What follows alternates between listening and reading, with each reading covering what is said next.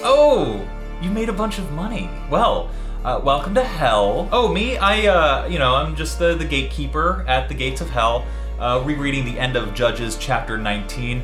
Real knee slapper among us demons. CrossFit? Yes, it's the only gym in hell, as a matter of fact. Oh no, you're not dead. You just made a bunch of money very quickly, and now you might as well be in hell. You see, once you make a bunch of money, you're much more likely to become an alcoholic, addicted to drugs. You're way more likely to end up dead, or perhaps kidnapped. Your family is certainly going to come after some of that money. They, after all, want what is theirs, even if it's not theirs. Oh, you'd like to avoid the experience of hell altogether, even though you made a bunch of money very quickly? Avoiding hell as a result of a windfall inheritance or bonus seems patently absurd to me, but I suppose I could give some tips and pointers.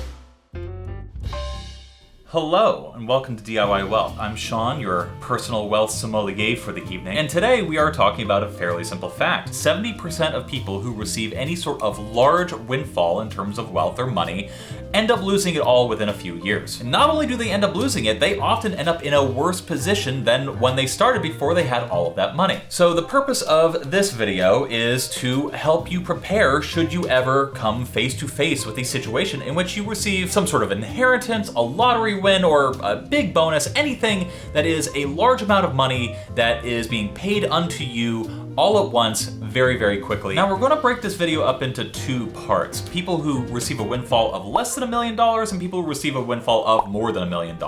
Because what you should be doing in either circumstance really changes depending upon the amount of money that we're talking about. But before we get into all that, do me a favor and hit the like, subscribe, comment button, anything that you sort of feel like, because it really does help with the channel, and I hope that we can grow this channel big enough that we can help more and more people like yourself. So let me start with a piece of advice I would give to anybody who makes any sort of windfall, whether that's below $1 million or above $1 million, and that is to shut the up. Do not tell anybody that you made this money. I don't care if it was left to you in an inheritance. I don't care if it was a lottery win. I don't care if your husband is just like, hey, why did I read your name in the newspaper recently? You don't want anybody to know that you have a bunch of money. Not family, not friends, certainly not lawyers. And the reason why is because the people who most successfully get to keep and even grow that money are the people that do one simple thing before they let anybody know how much money they actually have. They get the money away from themselves as soon as humanly possible. If you watch nothing else, the big takeaway is that you need to pay the future you first. That's true regardless of whether you just received $1,000 or $10 million.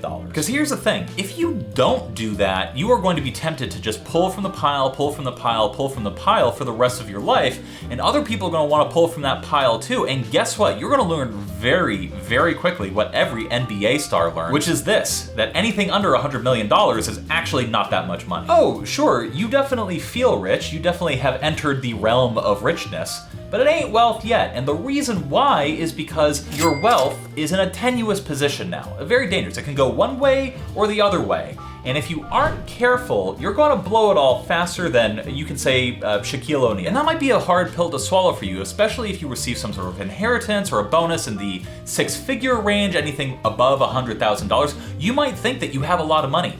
You don't. And that takes me to the first piece of advice that I have for people who make under $1 million very quickly.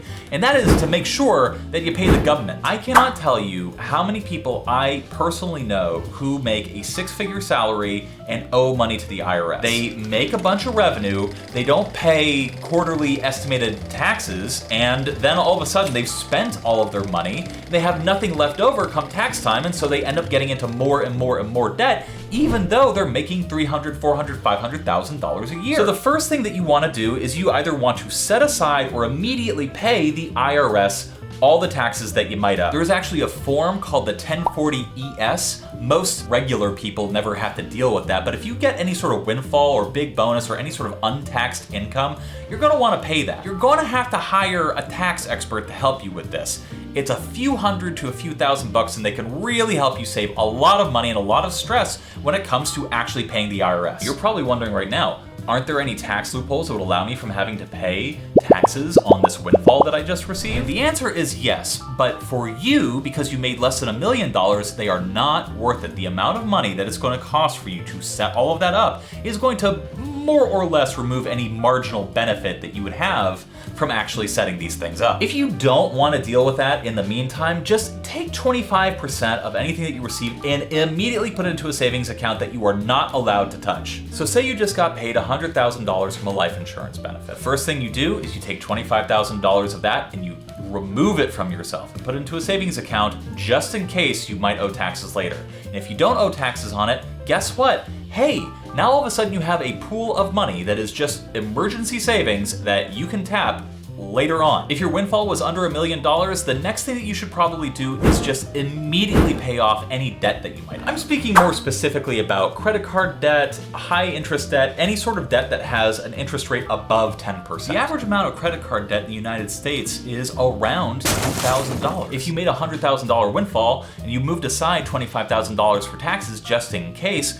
well, all of a sudden $10,000 is going to go away to pay off your credit card bills. If you have a car payment, if you have a personal loan, you should pay all that off immediately. And if you have a student loan, the average balance of that is around $25,000. So not only are you putting aside $25,000 for taxes, not only are you paying $10,000 to your credit card, you also should pay off your $25,000 in student loans, at the very least. So say you started with $100,000, well, now all of a sudden you're talking about retaining only $40,000 of those dollars. And the reason why you want to do that is this. There is no particular investment that you can make at this point in your wealth building journey that can safely grow that money any faster than the market average. A lot of people say that the market average is around 10%, but realistically it falls somewhere between like 3 and 8%. And so the advice that I have for you with that remaining chunk of money, whatever is left, is just assume that you are not going to do better than average, because then you won't take on extra risk. The more money you have to play with, the less risk you should be taking. So if you're at this point and you've put aside money for taxes, you've paid off all of your debts,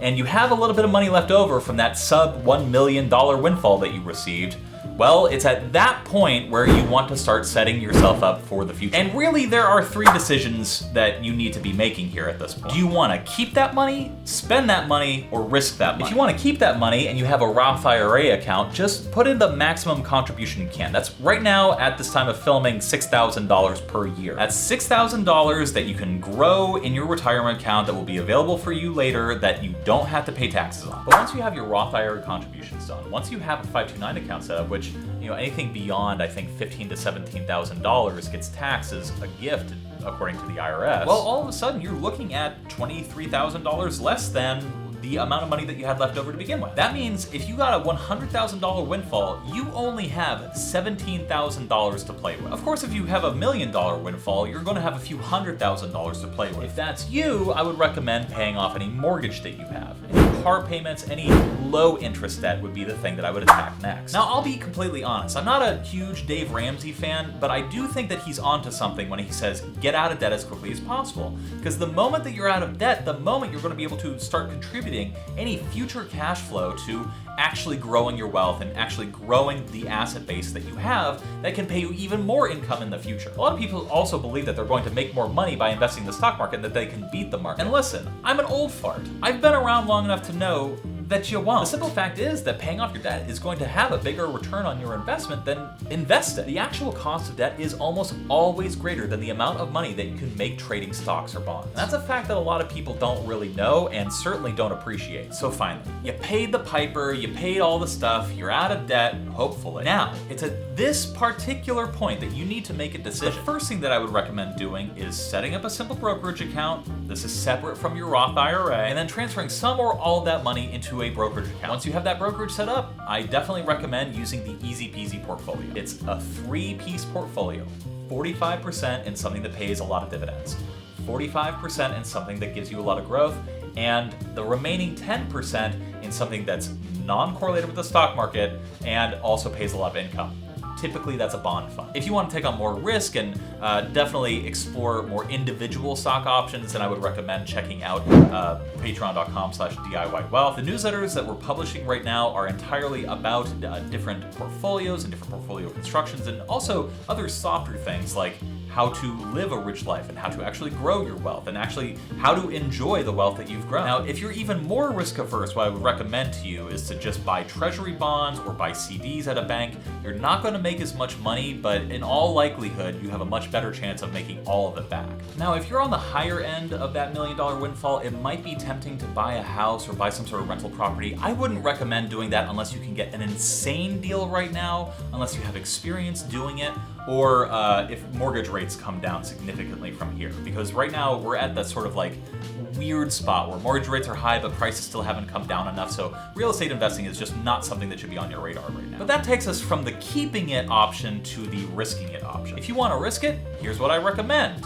Start a business. Don't expect to double your money. Don't expect to gamble your money. Don't expect to make a bunch of money with options. In all likelihood, you're just going to lose it and you're going to be miserable. I mean, you're going to be miserable as a rich person too, but you might as well be miserable and have money, you know? And what kind of business should you start? I would recommend starting something that is in the realm of something that you're already doing. So for example, if you're a hairstylist, consider investing in your own salon or going in with a group of other stylists so that you can co-own it together. But only do that if you have 4 to 5 years under your belt of actually knowing how to manage it, knowing what the economics are, knowing the prices, knowing the vendors, having a network. And that's kind of true of any business, really. So you have to be smart, and the best way to be smart about that is to just be super humble about what you are capable of. That, of course, leaves the possibility of just spending any of the money that you have. Now listen, as your surrogate finance father, I respect that, I understand that. Spending money can be fun, but what I highly suggest is that you put aside some of that money so that you can keep it for later, invest some of that in yourself so that when you risk things later on, you can do it more intelligently. And it's at that point then, just buy something really nice for yourself or a spouse or your family or what have you. Now, if you follow the advice so far, your $0 to $1 million windfall should very nearly be taxed. So it's at this point that I have a little bit of extra additional advice for people who receive a windfall above $1 million. First thing that you do, engage a really good attorney and engage a really good accounting firm. It's at this point that complicated tax stuff starts becoming more enticing. And I would say that if you have more than $5 million to $15 million, it's at that point that you should start setting up some sort of trust or some sort of other entity that basically manages your money for you and then pays you out of the trust. The cool thing about trusts is that you can be the beneficiary and the manager of a trust. Another thing too is that you'll find that if you make under $1 million very quickly, that money goes away very quickly. That's what, one new house, one new car, and setting up a little bit in your retirement funds, but not enough to retire on. That's it, your $1 million is gone. It goes very quickly, trust. But if you make over $1 million, it's at that point where the risks of making a large windfall get higher and higher and higher. For that reason, what I recommend is actually deciding before you tell anyone how much you are going to gift out of the money that you receive. Because trust me, your friends and family are going to want and expect gifts. And definitely do not talk to your friends or family about how much you should give them. That is a decision for you and your attorney and your accountant and nobody else. That might sound really cynical or a little bit sinister, but honest to God, if you have money, you don't have any friends. And that's it. If you're able to get your money out of your hands as fast as possible, you're gonna be fine, and you are probably going to avoid having to descend into the hell that usually accompanies people who make any sort of windfall. Thank you for watching the video all the way through. If you like this video, don't forget to like and subscribe to our channel. And if you thought, oh, I would like to become more financially literate, I want to learn more about investing in detail, well, then check out my newsletter, The Legacy Wealth Monthly. You can click the link in the description box below. With the concept of becoming richer every month, Legacy Wealth Monthly is packed with information necessary for asset building through investment, and includes recommendations of individual stocks and commentary on current market conditions. Legacy Wealth Monthly also features a column from Mark Ford, a multimillionaire who built his fortune from an ordinary salary to 5 billion yen in just a few years. You'll also find editorial by a Japanese analyst and a Q&A corner to answer your investment questions. We provide you with lots of information, all with the goal to enrich your life. If you are interested, please check out the details in the description box below. Take care.